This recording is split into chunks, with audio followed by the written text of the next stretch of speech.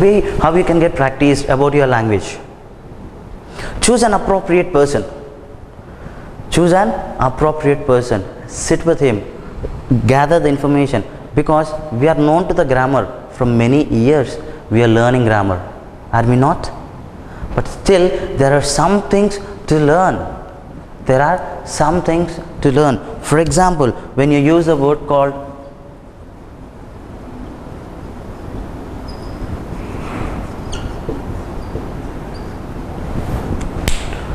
permission, ability,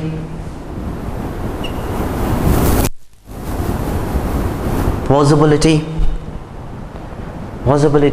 when we ask such a kind of words, see, when we ask such a kind of words, what are the major things? We have certain thoughts like can, could, may, might,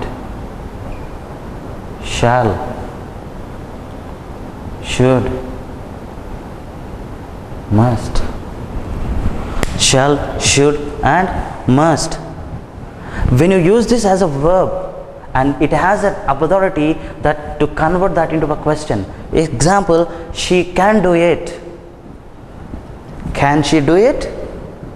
It's a question there. These are called the modal verbs in English. They would help us in every situation. To ask a permission, we can use the word called could you please lend me your pen? Could you please lend me your pen? May I come in? Ability, I am talking about yes, I can do it. Yes, I can do it. Possibility. And the obligations. What do you mean by the possibility? Yes, I can do it. I should quit smoking. I should quit smoking. That is my need. When I am conveying my need, I should get lots of money. And when you are talking about lack of the need, when you are talking about the lack of need, I have a lot of tomatoes in my house. I have a lot of tomatoes in my house. But still, is it a need for me to go and buy in the market? No need. That is what. Not only these words, when you are seeking your permission, when you are talking about something, when you are talking about your ability, just everything. When you go deeper into the grammar part, each and every point is important.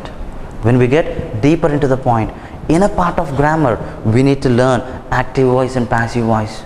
Why we need to learn active voice and passive voice? We need to learn direct speech and indirect speech. First, before learning them, make sure that what is the need of it and why we need to learn. When you think that what is the need, and when you think that why we need, and if you think what happens if you learn? What happens if you learn? See, these questions always should be revolving around you. These questions always should be revolving around you. When you talk to when you call up your friend, do you think that I call you? No, there would be one reason. Unnecessarily we won't call. Unnecessarily we won't call, or unnecessarily we won't get calls. To avoid all this, this is the topmost priority where we give to a appropriate person. English is a mandatory one, and when you are participating in your interview part, when you go around it, there is a word called jam session. How you need to participate in a jam, how you need to participate in an interview. When you are talking about the interview part, take one of your friend, sit in front of him, browse the internet, collect the questions, collect some HR questions, and check some possibility answers. And never ever try to by heart the answers which were given there. We have that attitude. Why we should not do that? Because when you stand in front of a manager, or when you sit in front of a manager, when you are delivering it, he definitely catch you up that you by-hearted the answers. It should not be by-hearted. It is a mutual understanding between two people. It's like you are conveying a message to person and he is conveying a message to you. It's as simple as it. He is asking sharing your views. He is asking to open up your mind. He is thinking, are we a broad-minded or are we a narrow-minded? Are we a broad-minded or are we a narrow-minded person? If we think that we are a narrow-minded person, he may not give us a chance for the other things. What do you mean by the other things? Never ever degrade yourself. And when you are participating in a group discussion, before getting into a group discussion, before getting into a live, before getting into an interview of group discussion, because group discussion is a major elimination round. Group discussion is a major elimination round. And that particular situation, how you can practice? There is a technique called fishbowl technique. So make sure that how many people are planning for the interview, collect every one of them, divide yourself, divide into 2 or 3 teams. So what was one person do is, one person would be sitting in front of everyone and there would be one person and other team and other team. These 2 teams will give a topic to this person. These 2 teams will give a topic to the opposite team and they'll give time. And always it should follow in an opposite way. The person who is sitting here, he would be observing here in this way, and after completion, and they need to stick to the time when they are in a practice session. They need to stick to a time when they are in a practice session. Why that is important? Why they need to stick to a time? Because when they stick to the time, when it comes to the reality, when it comes to the real picture, they'll follow the same rules. Because in a group discussion, we have certain rules to be followed. In a group discussion, we have certain rules to be followed. When you are following certain rules, and when you are practicing in a same way, yes. In this fishbowl technique, the major benefits are the person who is observing you, the opposite person who is observing you, he or she should observe the entire thing. It can be verbal communication, it can be non-verbal communication. It can be the verbal part or it can be the non-verbal part.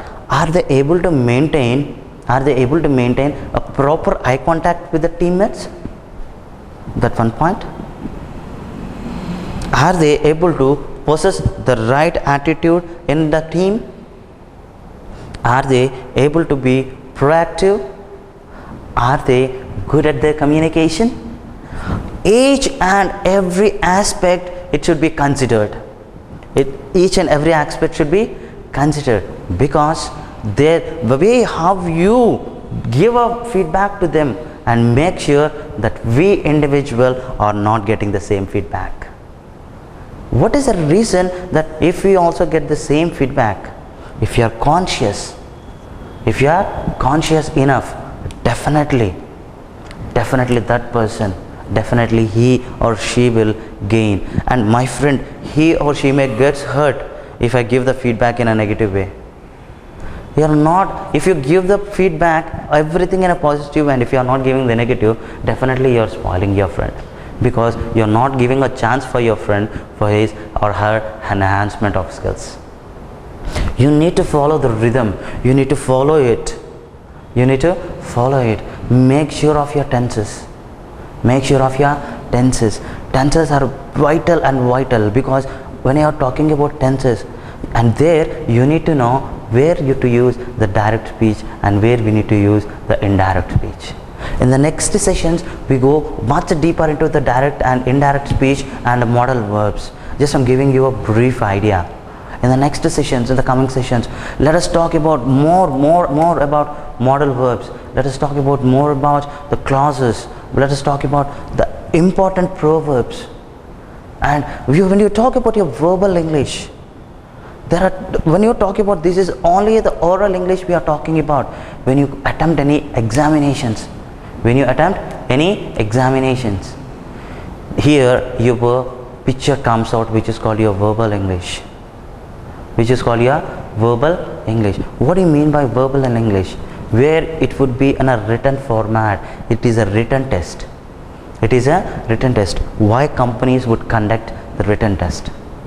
Because there they want to assess you on your analytical skills. They want to assess you on your comprehending skills. Here you may have the sentences given and you may have given the fill in the blanks. In that you may get multiple choices.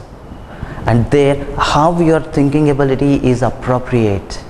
And there would be a test called comprehensive test, passage. They'll give you a passage, and based on that passage they will be given you a questions. They'll give you a questions. What you need to do, you need to read the passage and you need to write it. And in a written format they may give you a passage to write, an essay writing. It should not be less than more than 350 words or 300 words or 250 words. When we are unable to speak frequently, when we are unable to speak fluently, when we are not in a practicality of English, how we can achieve all this? Because these all things will show you how your mindset is. These all things will show you how typical you are in the society, in a part of language. In part of language. Not only this, what are the demerits we get when we are lacking in English? What are the demerits we get when we are lacking in communication skills? Once visualize that I am very poor in communicating part. I am very poor in my language and I don't know how to deliver the message. I went onto the stage and I kept my face blank. And I gave a start because I by-hearted it. I by-hearted it. What kind of name you get in the public? Do they appreciate you in a good manner? Not at all, because my communicating part and my interest towards the speakers is not at all good. If I want to be a good presentator, make sure, okay, let me help you on your seminar part. Many people and many students would participate in a seminar, and it might be the inter-competition, it might be the competition among the colleges. At that particular time when you are participating in a seminar, what are the steps you need to take? When you are talking, steps. Okay, sir, first thing is I need to be thorough with my knowledge. I need to have the subject knowledge with me. Obviously, as you are trained well by your PhD people, as you are trained well by the great people, those are knowledgeable people, definitely you'll have the knowledge with you. Definitely you'll have the knowledge with you. Make sure that you are utilizing it in a proper way. And if you want to give your PowerPoint presentation, make sure the slides are kept in an order. Slides are kept in an order. Make it short. I always say keep it short and simple and specific, because that PPTs, you are not there for a 3 or 4 hours of session. You are there maybe for 45 minutes or 1 hour. In that 1 hour, how you need to present? Because actually according to the study, the people, those who are concentrated on 1 hour, those who speak for 1 hour, the listeners or the receivers from the sender, they take only very few percentage and they follow very few percentage. But if you are a person who can create a good impact on you, who can create a good impact about your speech, right, definitely there would be a appropriate sign. There would be a appropriate sign, and at the same time you need to be very proactive rather than being reactive. What do you mean by proactive and what do you mean by reactive? Proactive in the sense predicting about the situation, that what's going to happen, and solving it or looking for a ways to come out or to overcome the situation or to handle the situation on a sudden. For example, a sudden action. I said I will come by 5 o'clock tomorrow, and unfortunately I was late. I came at 6:30. Till that time the person was waiting. At that time he will not listen to me. He will not listen to me, and he'll say, you came late, I'm going now. I need to move. I will move right away from this place. I will move right away from this place. That is called reactive. So he waited for 1 hour, 1.5 hours. Why I am late? He should know the cause. Without knowing a cause, or without knowing anything, without knowing about the other person, why he or she is late to the classroom, it indicates that we are not a proactive person. Maintain some patience. Listen to the person. Maintain some patience, and make sure that it is an appropriate manner of giving you the right thing. It is giving you the right thing. And always put your potentials out. Always put your potentials out. What do you mean by put your potentials out? And when we are talking about the interview part, so if it is one-on-one, it is a jam session, and some companies, they may conduct you for the telephonic round. What are the things, what are the needs, what are the steps we need to take to be the successful telephonic interview? Because everyone today, according to the trend, many persons are there, they may not carry their wallet, they may forget their wallet, but they never forget about their mobile, because that is a daily need, that is a daily component which is a part of our life. I can say it is half part of ours, because I cannot go out without my mobile. If I go for a long distance, if I go for certain times, and again I come back and I take my mobile and go, because it is such a need for us. When you are talking over telephone, make sure that you manage your time you give up that appropriate time for the manager or the person who called you. When you talk about telephone etiquette, there are different types of telephone etiquette. The way how you talk to your friend, the way how you talk to your mother. And I have seen many people, when they are traveling in a bus, whether they understand or not, whether they wantedly do or unknowingly do that, like they shout over mobile. They don't speak over mobile. They shout. My God, you get entirely disturbed when you listen or when you see such kind of people in a journey. Not only in the journey, the people, those are walking on the road. And it's a very, very bad habit when you're crossing over the road or when you're driving. Even the government sectors, even our government, they are giving many instructions. Don't drive when you talk over phone, because they are giving us a good thing. They are giving us a sign that would create a problem to you. But how many of us would follow them? Because we are in a need. Our need is making us to do in such a format. Now, there is called your social etiquette, telephone etiquette. Now, let us talk about your professional telephone etiquette, professional interview telephone etiquette. Someone call you, you applied for a job, and they said they would be calling you around so and so time, or unfortunately you got a call. And you are very busy with your household work. Make sure when you get an unknown call, because known numbers, you are known, okay, this is my friend number, and at the same time, okay, if it is an unknown number, try to pick up a call and saying it in such a format.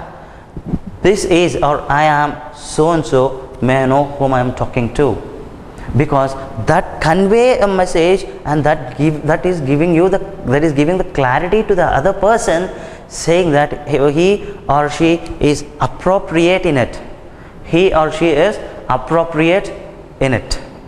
And it sounds really awesome, and it sounds really professional. My name is Sandeep. May I know whom I am speaking to? Yes, Sandeep speaking here. May I know who is this? There are certain words that you can use and that you can impress the person immediately, because you had a quarrel with your younger brother or elder brother or younger sister or elder sister, so unfortunately you got a telephonic call. What happens when you take a call? That frustration where you have on your sister or a brother, you show it over telephone. You show it over telephone saying hello, which sounds very rude and very arrogant. What kind of an impression you are giving to the other person when you are talking over telephone in such a manner? In such a manner, ensure that you follow the certain rules, you follow certain regulations, you follow certain rules and you follow certain regulations in all the aspects, and make sure your phone is maintaining the appropriate volume, you are maintaining the appropriate tone when you talk over telephone, because there would be many fluctuations happen when you talk over phone. Many fluctuations would happen. To avoid the fluctuations, make sure that you are using a proper mobile, and never talk when your mobile is getting charged. And if you are really busy, to communicate and to send, try to send a message to the person saying that, madam or sir, I am a bit busy, could you call me in an appropriate time, and make sure that you are attending the call at that particular time. And it doesn't sound good, it sounds good when you say that, madam or sir, is it okay if I call you within an hour? And which is very, very important in a part of your telephonic interview. Okay, by the grace of God, we have done with all 3 rounds. And now it's a time for to show our negotiation skills. What are the negotiation skills we have? We are talking about the HR, who is going to finalize. For a person who is fresher, who did not start his professional career yet, he needs to have one sort of negotiation skills, and the person who is already employed, he should have one sort of skills, because already the person who is employed or who got an experience in facing the interviews, he can awesomely present his negotiation skills with the manager, because that particular place only he got an interest about his package. Okay, what would be your expectation about your salary? There he can go for a demand or a command, because he is already experienced in that field. He has done many projects with the help of that field. But as a fresher, what kind of negotiation skills we should have? What kind of decision making skills we should have in a interview HR room? He would definitely ask, sir, are you ready to relocate? Are you ready to sign a bond? There were many people where I can say, sir, my family is I am very attached to my family, sir. I need to stay back with my family, sir, and I may not. That sounds good. There you are talking about your decision making. He is able to check you, are you capable person in making your own decisions? Are you capable person in that? Yes, we are capable. And he is checking your sustainability. He is checking your sustainability, how far you can be in the company, how many years you can be in the company. And at that particular time, make sure that you are not expressing your thoughts or you are not expressing your views to a limited period, because say him that according to my performance, definitely I would get a growth in the company. If I am able to get a growth in the company, why should I leave the company? Considering in all these aspects, considering all these ratios and issues, try to make sure that you are the suitable person, and make sure, give the confidence to the manager. If I give a job to this person, he can sustain and he can attain any time and anywhere.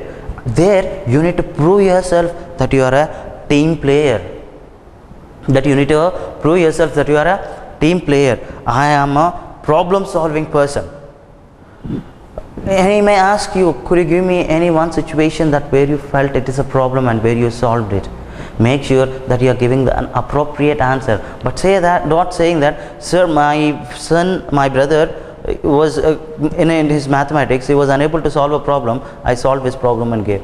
It sounds very funny, because I have seen many people answering in such a way when they are talking about the problem solving skills. Make sure where you kept your efforts to overcome the problem, where you kept your efforts to overcome the problem. Not only in such a way, make sure that you are reaching your goal on time. Because when you give, and when compared to all this, when you get back to your, before entering into the interview panel, you want to get back, your resume is very, very important. Your resume, which is giving a brief description about you. In that brief description, when you are talking about a career objective, in that career objective, it should always stand firm. It should always stand firm, saying that yes, this is what I am. And you need to prove yourself by improving and implementing and following the process according to your resume. And how your resume should be. Sir, I have seen many marriage invitations where they are very impressive, so I want to prepare my resume like a marriage invitation. Is it correct? Are we able to possess the right attitude? No. Your paper at least should be 2 papers of your resume. On your first paper, try to write your career objective. Your career objective should include like what are your skills, what you are looking for, and what you want to be in your future. And followed by it, your educational qualification. And followed by it, your academic achievements. What did you achieve in your academic life? And your co-curricular activities. What did you achieve in your co-curricular activities? And the next one, your hobbies, your strengths. Your hobbies and your strengths. And next comes up your personal information. Next comes your personal information. What do you mean by personal information? What do you mean by the personal information? Try to follow each and every step in it. First, before you go for the interview, make sure that you read it in an appropriate manner, and you come to know that what you are and why you are doing it. Collect all the information about it. When you come to know, definitely you can crack and you can gain a job. These are the major concepts in English as well as in your interview skills. Thank you.